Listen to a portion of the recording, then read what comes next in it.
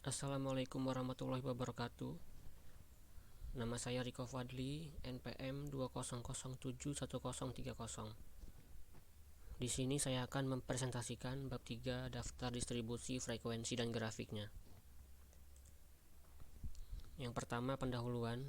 Distribusi frekuensi adalah pengelompokan data ke dalam beberapa kategori yang menunjukkan banyaknya data dalam setiap kategori, dan setiap data tidak dapat dimasukkan ke dalam dua atau lebih kategori.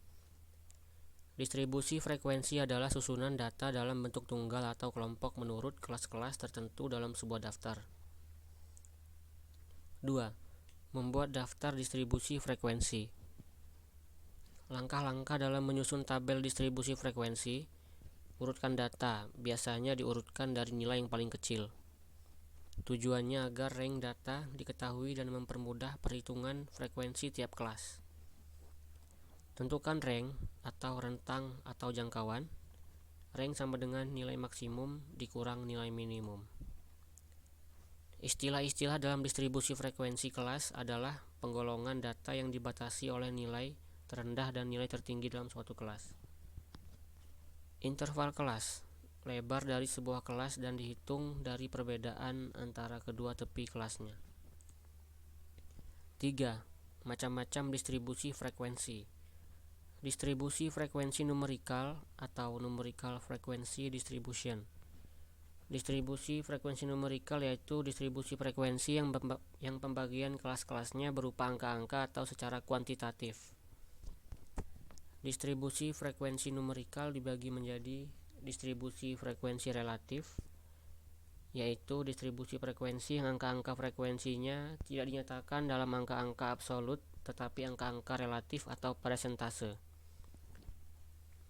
Distribusi frekuensi kumulatif. Distribusi frekuensi kumulatif adalah distribusi yang nilai frekuensinya F diperoleh dengan cara menjumlahkan frekuensi demi frekuensi.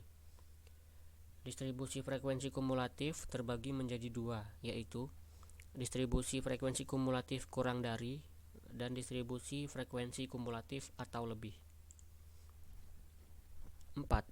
Histogram dan poligon frekuensi.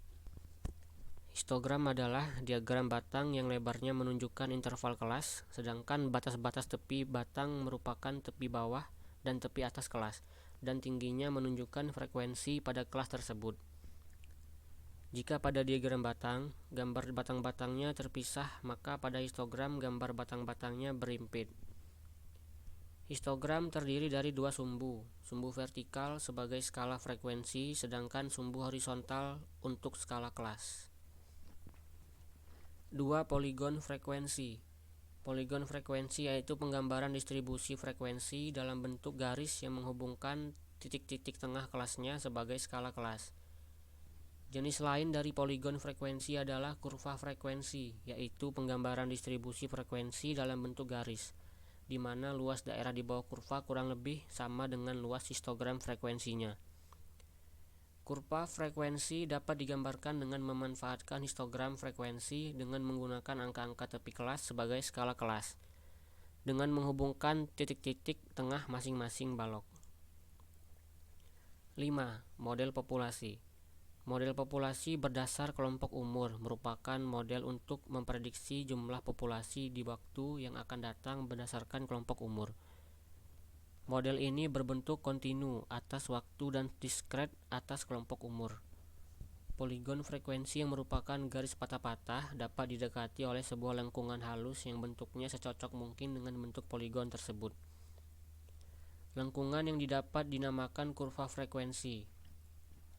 Jika semua data dalam populasi dapat dikumpulkan lalu dibuat daftar distribusi frekuensinya dan akhirnya digambarkan kurva frekuensinya, maka kurva ini dapat menjelaskan sifat-sifat karakteristik populasi. Kurva ini merupakan model populasi yang akan ikut menjelaskan ciri-ciri populasi. Sekian presentasi dari saya. Bila ada kesalahan mohon maaf. Wassalamualaikum warahmatullahi wabarakatuh.